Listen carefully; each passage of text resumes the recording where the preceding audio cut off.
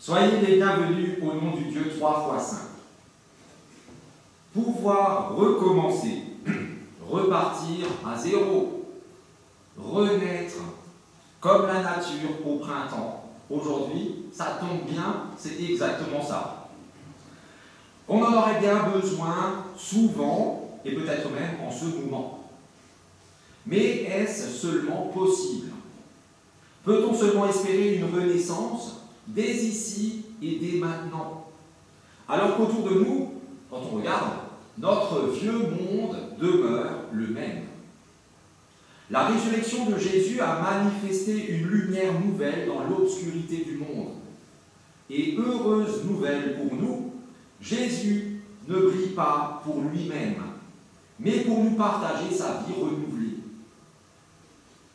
Avec le premier chant, présentons-nous devant lui et ouvrons-nous à son don lumineux. Liebster Jesu, wir sind hier. Il y a 3 strophes.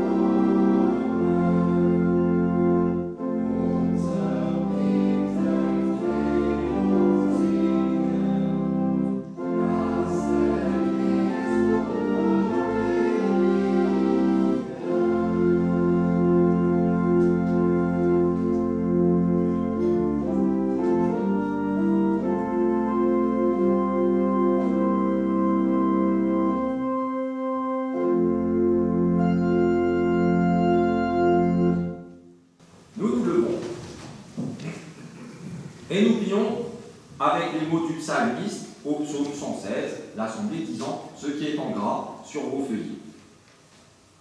J'aime le Seigneur, car il entend ma voix et mes supplications. Car il a entendu son oreille vers moi, je l'invoquerai toute ma vie. Les liens de la mort m'avaient enserré, et l'angoisse du séjour des morts m'avait atteint. J'avais atteint le fond de la détresse et du chagrin. Mais j'invoquais le nom du Seigneur. S'il te plaît, Seigneur, sauve-moi. Le Seigneur est clément et juste, notre Dieu est compatissant. Le Seigneur vient en aide aux gens simples. Moi, j'étais affaibli, et il m'a sauvé. Oui, tu as délivré ma vie de la mort, mes yeux des larmes, mes pieds de la chute. Je marcherai devant le Seigneur sur la terre des vivants. Je lèverai la coupe du salut et j'invoquerai le nom du Seigneur. Chantons gloire au Dieu trois fois saint. Er sei dem Vater.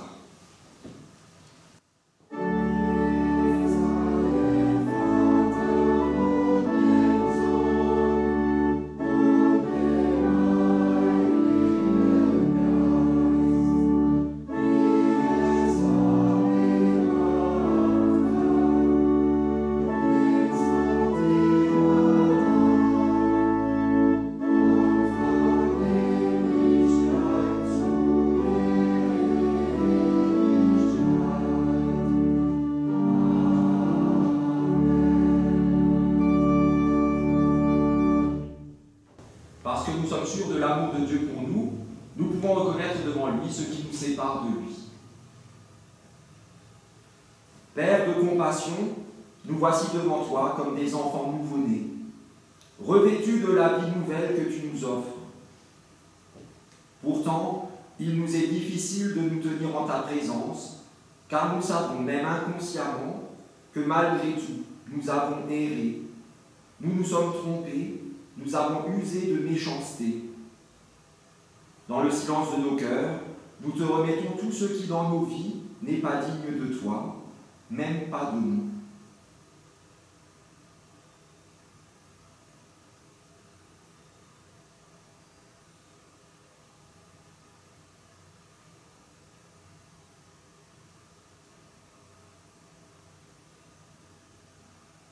Oui Seigneur, nous qui oublions trop souvent que tu souhaites pour nous une vie de relation aimante avec ceux qui nous entourent et avec toi, nous t'en prions.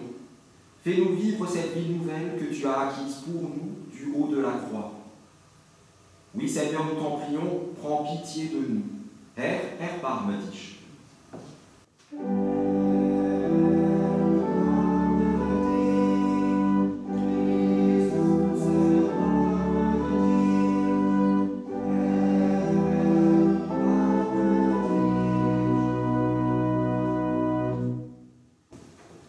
Que celui qui aime Dieu se réjouisse, car voici ce qu'il proclame à son intention par la bouche de l'apôtre Paul dans sa lettre aux Philippiens, lorsqu'il dit ceci. Dieu, qui a commencé cette œuvre bonne parmi vous, la continuera jusqu'à son achèvement. Venu accomplir l'œuvre du salut, Jésus le Christ s'est livré pour nous offrir la vie renouvelée. Tout au long de son périple parmi nous, il n'a cessé d'annoncer la proximité du royaume de Dieu, et bientôt il reviendra l'établir. À ce moment-là, tout genou fléchira, et la gloire du Créateur inondera ses enfants qui chanteront ses louanges. Ainsi, Dieu nous met au cœur l'assurance de son pardon, et il nous donne d'entrer dès à présent dans sa divine présence. Pour cette grâce insondable, chantons-lui notre reconnaissance, exaltons le Seigneur, Er sei Gott in der Höhe.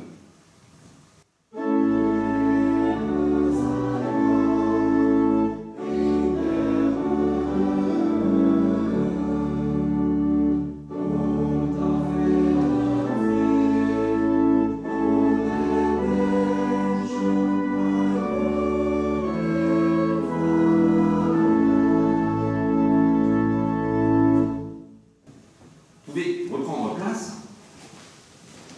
Et avant d'entendre la première lecture qui sera la base de notre partage tout à l'heure, nous prions pour que ces paroles deviennent pour nous paroles de vie.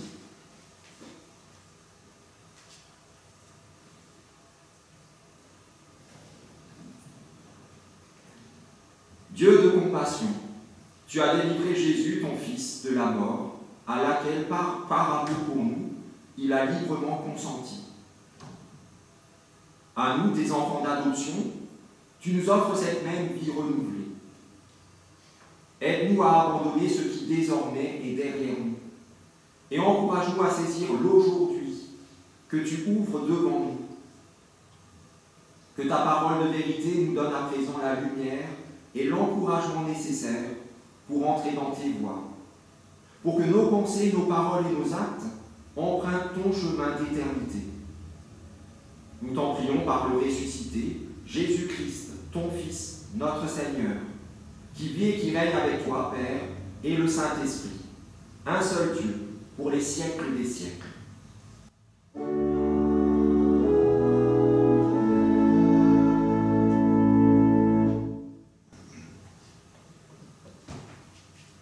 Et dans la première lettre de l'apôtre Pierre,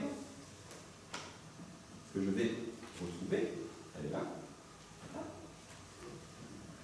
Au premier chapitre, les versets 3 à 9, nous entendons ceci. Louons Dieu, le Père de notre Seigneur Jésus-Christ.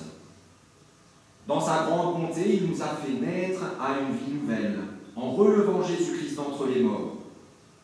Nous avons ainsi une espérance vivante, en attendant les biens que Dieu réserve aux siens. Ce sont des biens qui ne peuvent ni disparaître, ni être salis, ni perdre leur éclat. Dieu vous les réserve dans les cieux, à vous que sa puissance garde par la foi, en vue du salut, prêt à se manifester à la fin des temps. Vous vous en réjouissez, même s'il faut que maintenant vous soyez attristés, pour un peu de temps, par toutes sortes d'épreuves. L'or lui-même, qui est périssable, est pourtant éprouvé par le feu. De même, votre foi, beaucoup plus précieuse que l'or, votre foi aussi est mise à l'épreuve, afin de prouver sa valeur. C'est ainsi que vous pourrez recevoir louange, gloire et honneur quand Jésus-Christ apparaîtra. Vous l'aimez, bien que vous ne l'ayez pas vu. Vous croyez en lui, bien que vous ne le voyiez pas encore. C'est pourquoi vous vous réjouissez d'une joie glorieuse, inexprimable, car vous atteignez le but de votre foi, le salut de votre être.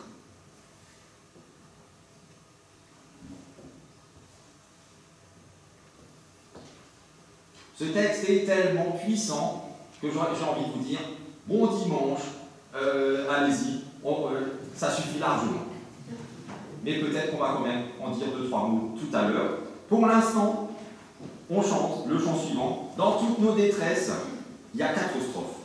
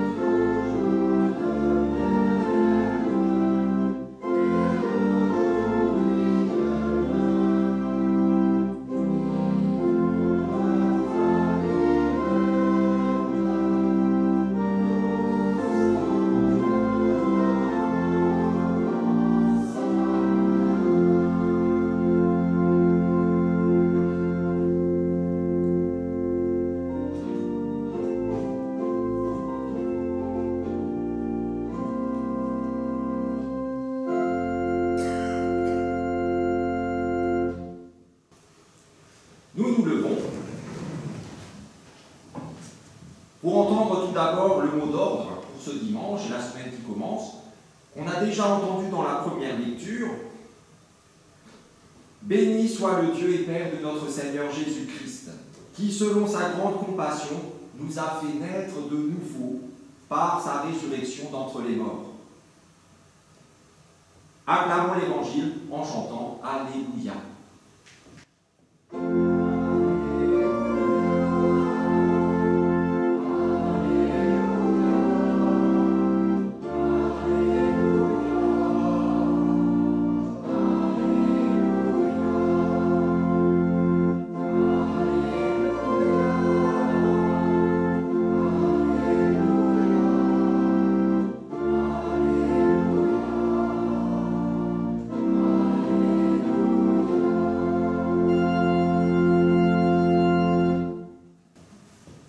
Et dans l'évangile de Jean, nous entendons le récit d'une apparition, ou plutôt de deux apparitions, du ressuscité à ses disciples.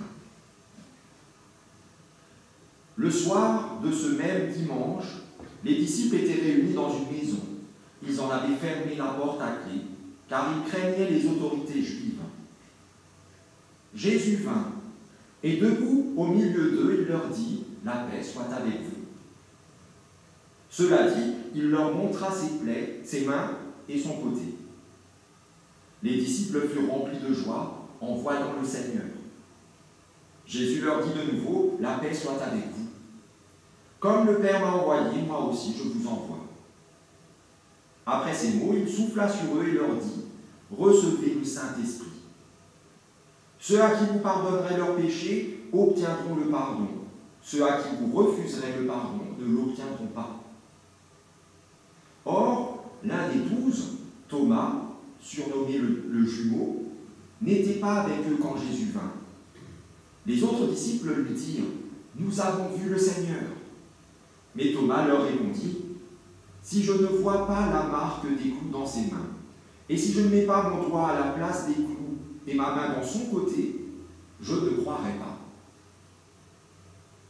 Une semaine plus tard, les disciples de Jésus étaient de nouveau réunis dans la maison, et cette fois-ci Thomas était avec eux. Les portes étaient fermées à clé, mais Jésus vint, et debout au milieu d'eux, il dit « La paix soit avec vous. » Puis il dit à Thomas « Mets ton doigt ici, et regarde mes mains. Avance ta main et mets-la dans mon côté. Cesse de douter et crois. » Thomas lui répondit « Mon Seigneur et mon Dieu. » Jésus lui dit, « C'est parce que tu m'as vu que tu as cru. Heureux sont ceux qui croient sans m'avoir vu. » Seigneur, ta parole est la vérité. Enseigne-nous à marcher selon ta vérité. L'obs à dire au Christ.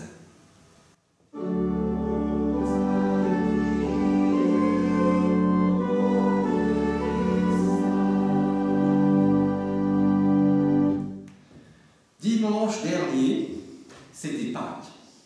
Et au matin de Pâques, à la suite de l'apôtre Paul en particulier, pas que lui, mais quand même lui, beaucoup, nous avons proclamé le cœur de notre foi. Jésus le Christ est mort pour nos péchés et il est ressuscité pour nous donner sa vie. Alors, vous entendrez peut-être l'une ou l'autre voix s'élever contre la première partie de cette phrase. Jésus le Christ est mort pour nos péchés. À cause de sa dimension sacrificielle, compensatoire, la dimension sacrificielle, compensatoire de ce don que Jésus fait de lui-même, ça ne plaît pas à tout le monde. Donc on dit, bah non.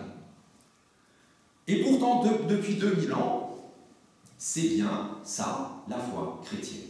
Jésus, le Christ, est mort pour nos péchés et il est ressuscité pour nous donner sa vie. À Obersulzbach, d'un côté, vous avez la crucifixion, de l'autre côté, sur le mur, de l'autre côté, vous avez la résurrection. C'est bien ces deux parties-là qui fondent notre foi chrétienne. Si ce n'est pas ça, depuis 2000 ans, cette foi déplace les montagnes.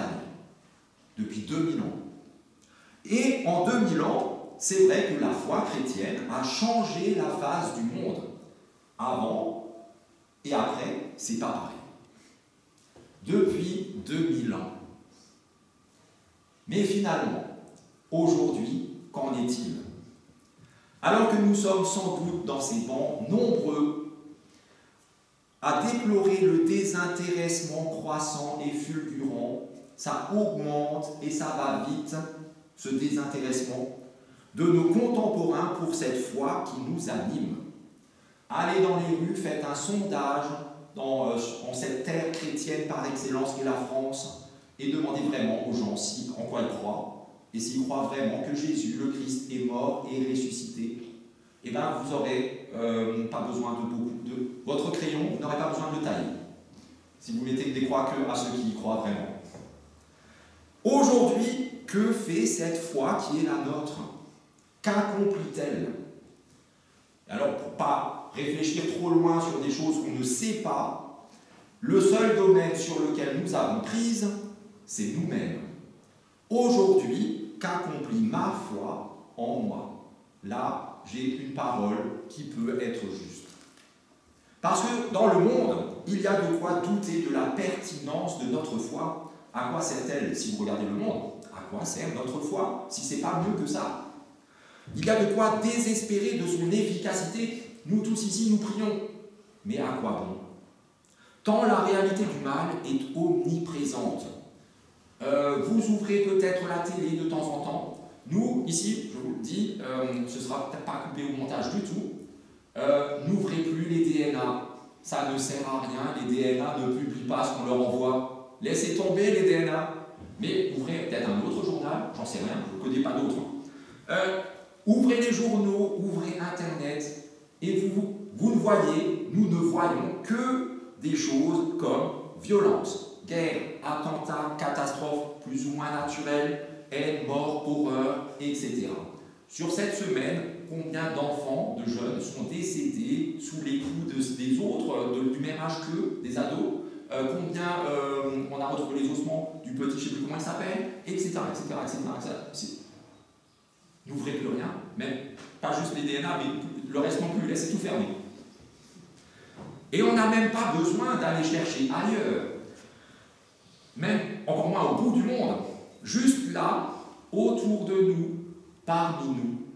Combien de cancers, de dépressions, de douleurs de toutes sortes? On entend beaucoup trop. Alors face à toutes ces horreurs, comment ne pas faire le constat amer de la vanité de notre foi? Nous croyons en vain. Ou en tout cas, son impuissance face à bien des soucis. On croit, mais ça ne change rien.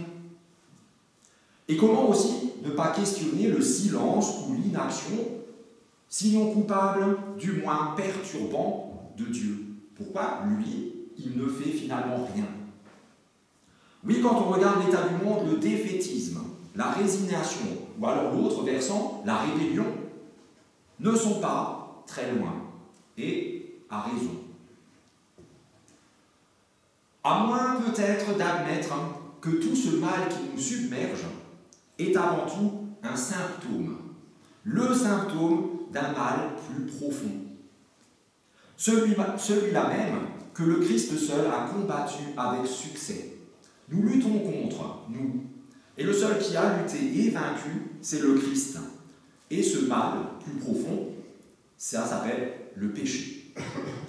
Alors vous noterez bien que j'ai dit, contrairement à ce qu'on a lu, le péché et pas juste les péchés. Le péché, ce n'est pas une liste de mauvaises choses qu'il ne faut pas faire et qu'on fait quand même. Le péché, c'est un état. Nous sommes pécheurs. Et nous péchons, nous faisons toute cette liste parce que, à l'origine, nous sommes dans un état pécheur. Et ça signifie tout simplement séparés de Dieu. Si Dieu était vraiment présent à nos côtés à tout instant de notre vie, on ne serait pas en train de faire des conneries. Et donc voilà, c'est un état. Lorsque la première lettre de l'apôtre Pierre, celle qu'on a lue, a été écrite, les chrétiens, il y a 2000 ans, n'avaient pas la vie facile. Là aussi, aujourd'hui, certaines voix vont vous dire c'est pas vrai, il n'y a pas eu des persécutions pendant les 3 premiers siècles, c'était pas aussi systématique que ça, etc. Blablabla. Ils n'avaient pas la vie facile, ils subissaient déjà la persécution à la fin du 1er siècle. Ils étaient pourchassés, ils étaient emprisonnés, ils étaient torturés, ils étaient mis à mort parce qu'ils étaient chrétiens, parce qu'ils croyaient en la mort et la résurrection de Jésus le Christ. C'était la seule raison qui faisait qu'on les torturait, etc. Aujourd'hui, ça c'est il y a 2000 ans, revenons à aujourd'hui, à travers le monde, les chrétiens sont encore et toujours persécutés, pourchassés, emprisonnés, torturés et mis à mort parce qu'ils ont cette foi, parce qu'ils croient en Jésus le Christ mort et ressuscité. En ce moment même, à travers le monde, là, à l'instant où nous parlons, plus de 365 millions de chrétiens, ça fait un certain nombre, beaucoup plus que la population de la France, subissent des discriminations et la persécution sous leurs diverses formes. Du 1er octobre 2022 au 30 septembre 2023, donc sur un an passé, juste là, l'association Portes Ouvertes, qui recense tout ce qui se passe à travers le monde pour les chrétiens, a recensé, alors vous êtes assis, ça tombe bien, 4998 chrétiens tués, assassinés ou exécutés, presque 5000 sur une année. Pourquoi? Parce qu'ils avaient la foi en Christ. Pas parce qu'ils ont volé, pas parce qu'ils ont tué, pas parce que... Non. Vous êtes chrétien, vous vous rassemblez, vous priez, et bien on vous arrête, on vous exécute. Presque 5000 sur une année. Sur la même période, 14 766 églises vandalisées ou détruites. 14 766 endroits, lieux où se réunissaient des chrétiens à travers le monde sur une année ont été vandalisés ou détruites. Et alors en France, on sait aussi que certaines églises, on casse les vitraux, on tague, etc. Tout ça. On n'a pas encore rasé complètement nos lieux de culte, mais ça arrive aussi en France. Et sur la même période, il y avait aussi dans les prisons à travers le monde, alors principalement en Asie et dans les pays politiquement musulmans, je ne sais pas comment dire, avec la politique islamique, 4125 chrétiens emprisonnés à attendre. Peut-être qu'ils seront libérés un jour ou peut-être pas. Voilà. Et toujours en raison de leur foi. À croire qu'en 2000 ans de foi chrétienne qui déplace les montagnes, c'est bien ce qu'on dit, eh bien le monde n'a pas autant changé que ça. À croire que le progrès de l'humanité n'est aussi qu'une illusion et que toute notre bonne volonté et nos prières n'y changent rien. Et pourtant, la première lettre de Pierre que nous avons entendue nous encourage. Elle nous encourage à garder confiance envers et contre tout, même au plus fort des détresses, même face à la persécution, même face à l'absurdité de notre monde et au pouvoir terrifiant du mal. Car notre foi, fondée sur la mort et la résurrection du Christ, surpasse tout, même le sentiment d'impuissance, même le sentiment d'inutilité, même le sentiment de vanité. Comme le dit l'apôtre Paul dans ce qu'on a entendu, par notre foi, nous sommes gardés dans la puissance de Dieu. Quelle est la plus grande forteresse, nous autres luthériens? Voilà. Ein feste Burg ist unser Gott. Nous sommes gardés dans la puissance même de Dieu. Que pourraient nous faire des êtres humains? Alors bien sûr, et fort heureusement, ici nous ne sommes pas discriminés parce que nous sommes chrétiens. Et encore moins persécutés au point d'être en danger de mort à cause de notre foi. Fort heureusement. Mais nous connaissons aussi des jours difficiles. Des jours ou même des périodes, parfois longues, parfois régulières, de temps en temps ça arrive, où nous sommes tristes, déprimés, épuisés, abattus, désespérés. Ces jours-là, jours de difficulté, de tristesse, de doute, nous perdons sans doute de vue cette grande nouvelle de Pâques, qui proclame que l'amour et la vie sont plus forts que toutes les haines et que la mort. On oublie parce qu'on est trop submergé, trop compressé, on oublie ça. Ces jours-là, nous envions même ceux qui cherchent et qui trouvent leur puissance dans leur propre force, même si c'est en piétinant les autres. Ces jours-là, nous souhaitons même être comme eux, forts par nous-mêmes, nous relever, aller de l'avant par nous-mêmes, et pas faibles comme nous le sommes dans la foi. Et pourtant notre foi, qui est ce que nous avons de plus précieux au monde, ne montre toute sa valeur que lorsqu'elle est éprouvée. Comme l'or qui doit passer par la flamme pour être purifié de toutes ses scories. Un morceau d'or brut ne vaut pas autant qu'un morceau d'or qui a été purifié. Et pourtant, au niveau du poids, il n'y a pas photo. 1 kilo, quelques grammes. La solidité de notre foi est mise au jour dans et par l'épreuve. Et de nombreux textes bibliques en rendent compte. La foi se révèle dans l'épreuve, l'épreuve est ce qui manifeste la foi. Cette foi possède évidemment une visée eschatologique. Elle pose notre regard sur l'avenir du royaume de Dieu. On l'a même prié, un jour il reviendra. Mais il faut que cette foi soit aussi, et pour moi avant tout, active dès ici et dès maintenant. Parce qu'il en va de notre survie.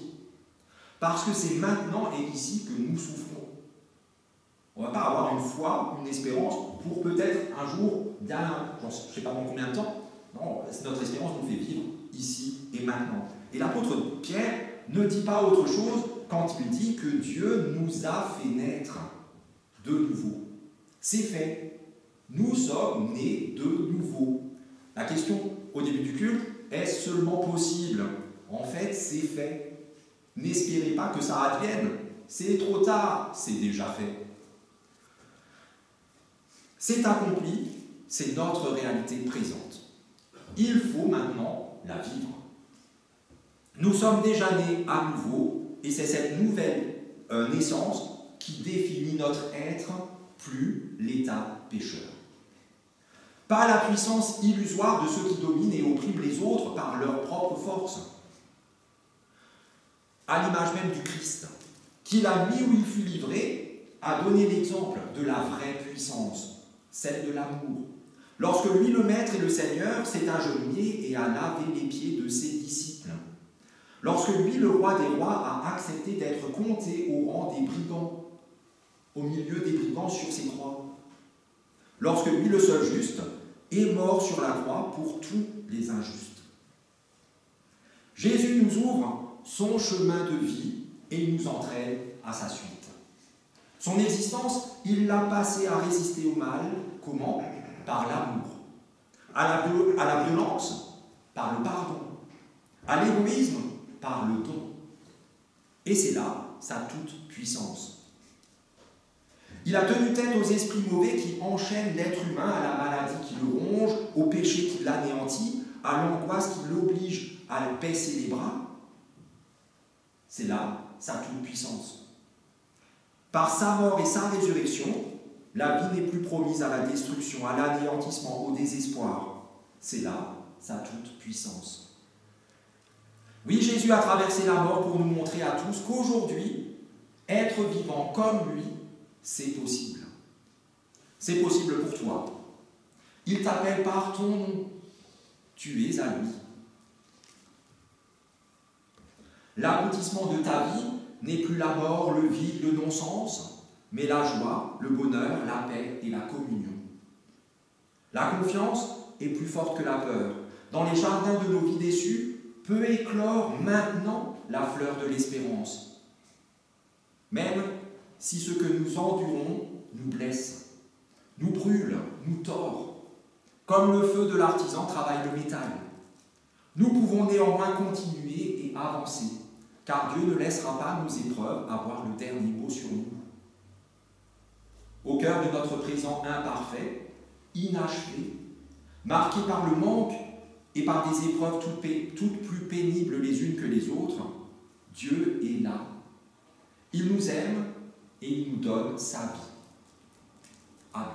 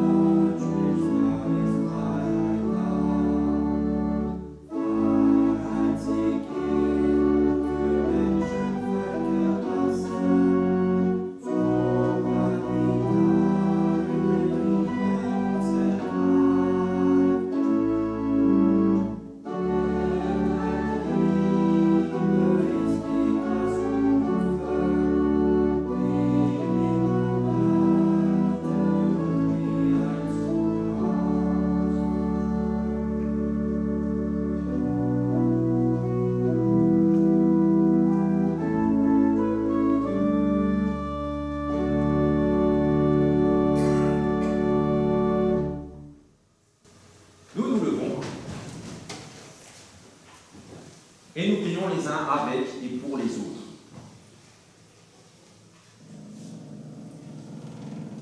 Dieu de compassion, comment ton amour serait-il visible, palpable, réel en notre monde?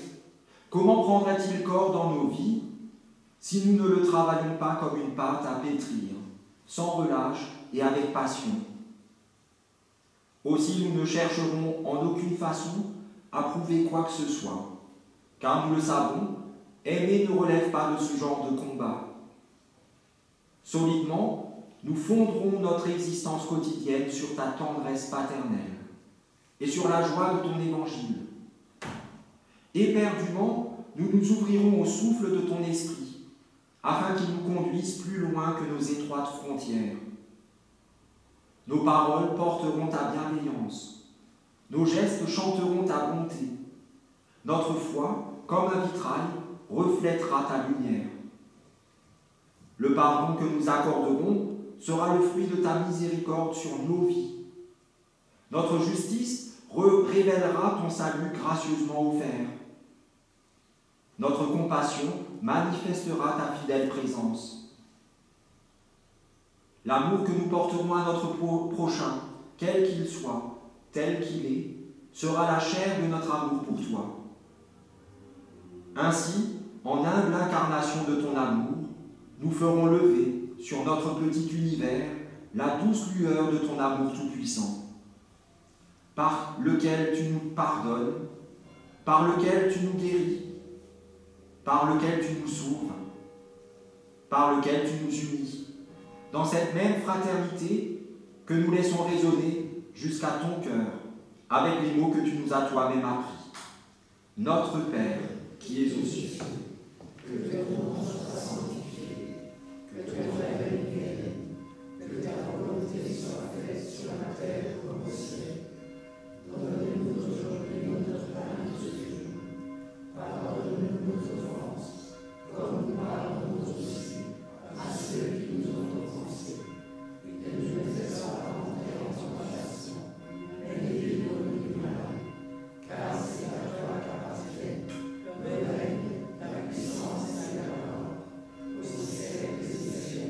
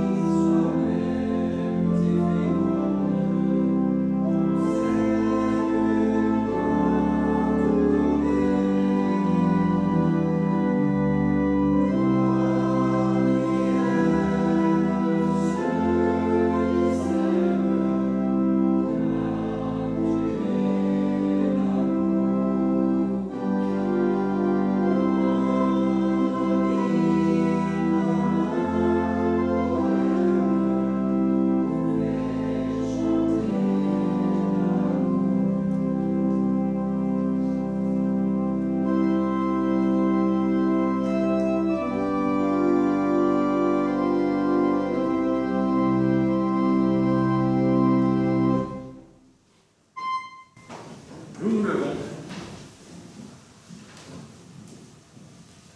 Allons dans cette semaine et dans nos vies, encouragés et affermis par cette promesse de Dieu que nous transmet le prophète Ésaïe.